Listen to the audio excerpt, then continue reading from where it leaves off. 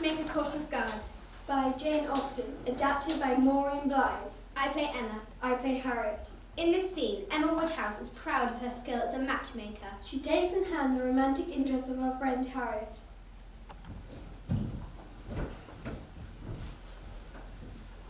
Miss Woodhouse, if you are at leisure, I have something I should like to tell you. Sort of confession to make. You look quite serious, Harriet. I beg you to speak. I am an altered creature, in one respect, and it is fit that you should have the satisfaction of knowing it. I am too much ashamed of having given way as I have done. I dare say you understand me. Yes, I hope I do. It seems like a madness. I can see nothing at all extraordinary in Mr. Elton now. I do not care whether I meet him or not. Indeed, I will go any distance round to avoid him. I am now going to destroy what I should have destroyed long ago. Cannot you guess what this box holds? Not the least in the world. Did Mr. Elton ever give you anything? I cannot call them gifts, but they are things I value very much. A small piece of court plaster. Now you must recollect. No, indeed, I do not.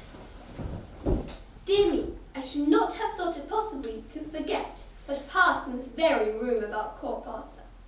Do you remember Mr. Elton cutting his finger with your new penknife, and you are recommending court plaster? And, as you had none about you, and knew I had, he told me to take mine out and cut him a piece, and it was too large and he cut it smaller, and he had to playing some time with what was left before he gave it back to me. In my nonsense, I put it by, but I could not help making a treasure of it. Oh, my poor dear Harriet. You make me more ashamed of myself than I can bear.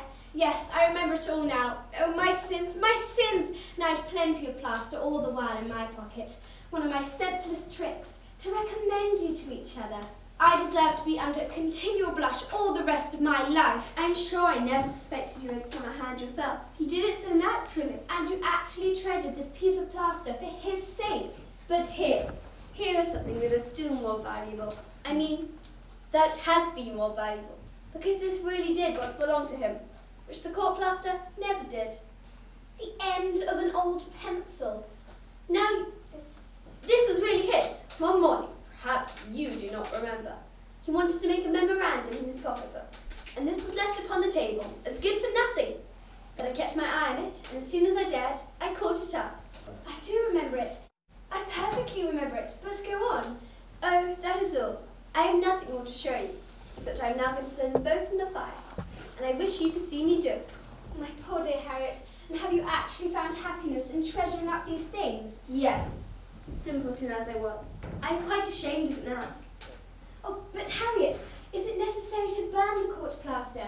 It might yet be useful. It has a disagreeable look to me.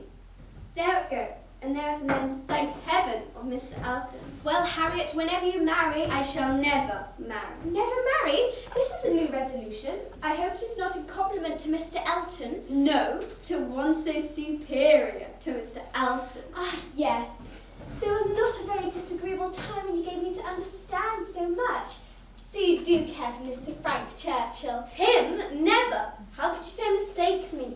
But surely, when the service he rendered you in protecting you from the gypsies was spoke of, you even mentioned what your sensations had been after him coming forward to your rescue. But I was speaking of something very different. It was not the gypsies, not Mr. Churchill. I was thinking of Mr. Knightley, who was coming and asking me to dance. Mr. Elton so rudely refused to stand up with me. Mr. Knightley? That was the service which made me begin to feel how superior he was to every other being upon